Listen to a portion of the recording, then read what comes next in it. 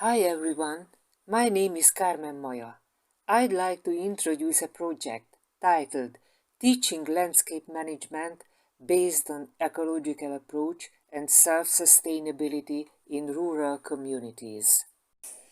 The project was the idea of Tamás Lantos, who is a sociologist, agricultural engineer, and also he was the mayor of Markóc, a small village in southern Hungary.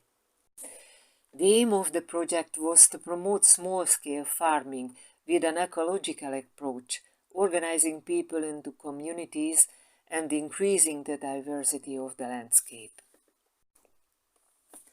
What was the reason of the project?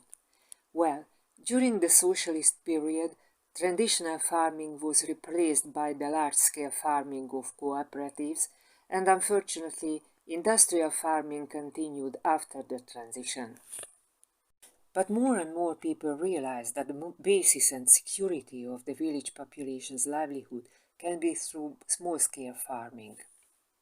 Participants of the one-year-long training were villagers and city dwellers who moved to the countryside to live a close-to-nature lifestyle. As we see the content of the training, it covered the full range of cultivation.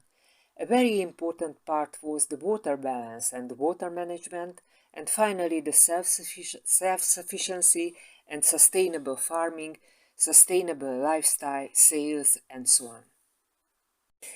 There were a lot of recommendations for the future, just a few of them. Post-training counseling is very important, otherwise participants are left alone with their questions. Practice is very important. Practice should precede theory.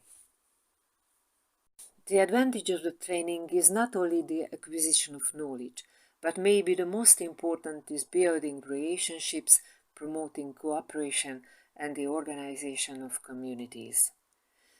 Thank you for the attention.